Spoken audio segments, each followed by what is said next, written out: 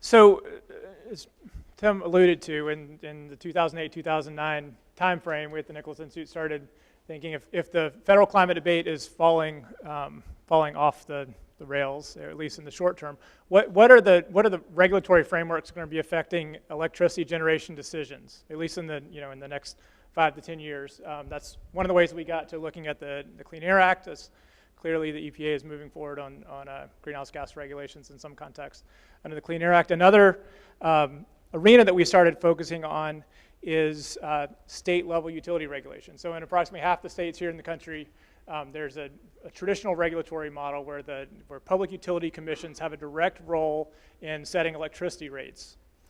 In the other half of the states, the electricity is bought and sold in the marketplace. There's still some regulation of the prices that consumers pay, but there's not that direct role in deciding what kind of cost you can recover. So, for example, if you want to build a nuclear power plant and you're in a traditionally regulated state, whether or not the utility commission allows you to recover costs for that multi-billion-dollar investment depends on whether or not it determines whether or not you build the facility. And because of the factors that Lincoln mentioned a little while ago, so over the past couple of years, natural gas prices have dropped in a way that few foresaw. A lot of environmental regulations have come down the pipeline. There's remaining uncertainty as far as what the EPA is going to do on SO2 and NOx emission requirements. There's some uncertainty as far as what the EPA is going to do on coal ash regulation. We don't know what's going to happen with CO2. So utility commissions, who don't typically have a lot of resources available, are facing a real challenge trying to figure out how they evaluate a utility decision, for example, to either retrofit a coal-fired power plant with new pollution control technologies or retire that facility and build a new natural gas plant. And the Public Utility Commission views this really through a consumer protection lens. What's in the best interest of consumers? Because here in North Carolina, Duke Energy is a natural monopoly. So it's the state that's playing that role of protecting the consumer where there's not competition in the marketplace. So how do you consider what's best for consumers? And the specific question that we're looking at is how are those decisions being made? What's the role of the future environmental policy, and especially a focus on the prospects for future climate policy? Because if you consider that CO2 may be more expensive to emit in 2020 than it is today, that may have a direct impact on whether you think it's the right decision to retrofit a coal-fired power plant to comply with the regulations that are in place today, or whether you think the better decision would be to just retire that coal-fired power plant and move on.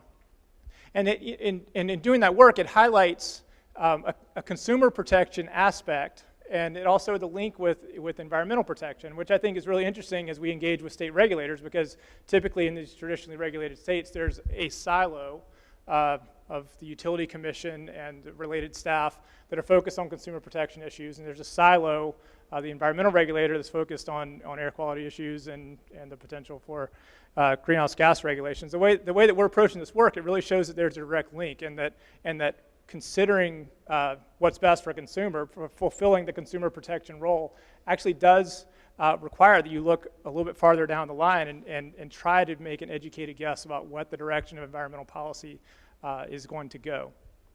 So how are we doing that? I'd say probably the most impactful approach for answering that question. We have a number of different projects underway to try to get at that question. The most impactful thing that we've been doing so far is the work we're doing with Dahlia around the decision-making under uncertainty modeling framework that she's developed, and then our colleague Dave Hoppick has worked with her on a lot, and has actually made it available online so that utility regulators and other state regulators can go online and can do some of this analysis themselves. What that model allows regulators to do is, in the context of a decision about a specific plant, look at the potential prices, long-term prices under business as usual, the laws that we know today, natural gas price assumptions based on best guesses that we know today, and then compare that to what if you're wrong? What if something changes drastically?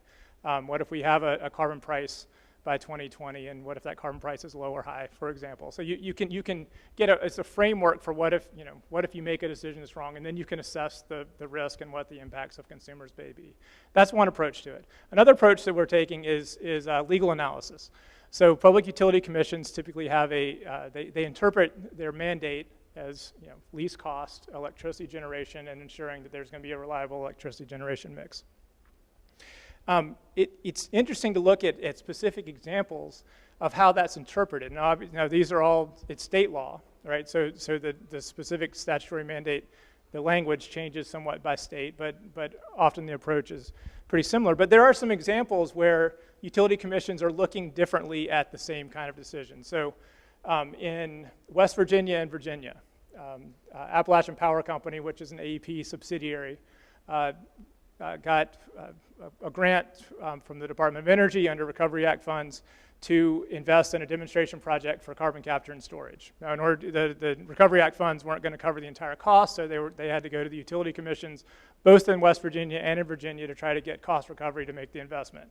In West Virginia, where the plant was going to be built, by the way, the utility commission said, yes, we think this is a prudent investment. We understand that you're hedging the risk of long-term environmental policy. We think it's going to be, and it could also have an impact on ensuring that coal plays a role in the future of the energy mix. West Virginia has a lot of coal. So they approved it. Virginia looked at the exact same proposal by the exact same company and said, no, this is not a prudent investment, and we're not going to approve it, and therefore the project wasn't able to move forward.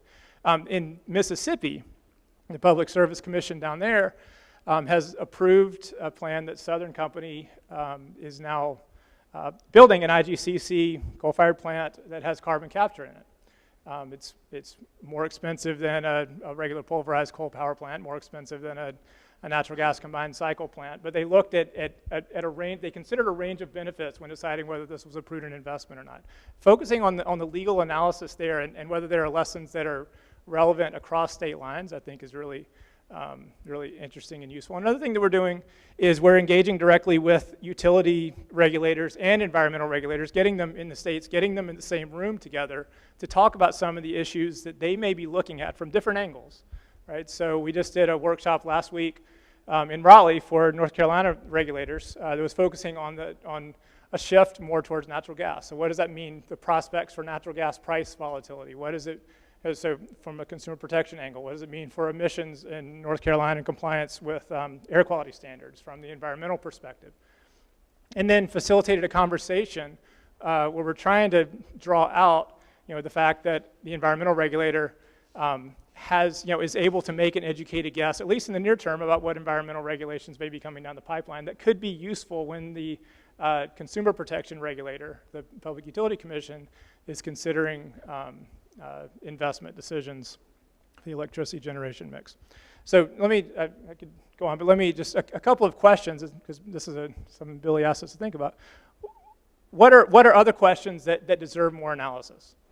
In our workshop last week, the folks that we had from North Carolina were saying, if they had a way to evaluate the value of diversity in the generation mix, some way to quantify the value of diversity in the generation mix and compare that to the move towards natural gas, that would be extremely useful. The work that Lincoln and Dahlia talked about just in the last session, trying to get a better sense of what really is the realistic future of natural gas and what does that do to the prices and the construction proposals for utilities. And state regulators having more sophisticated understanding of potential futures is interesting. Using energy efficiency in natural gas as a potential hedge, I think there's a lot of room there to do a lot more analysis. So those are just three ideas about research questions I think have an interesting academic angle, but also a very direct applied angle right now.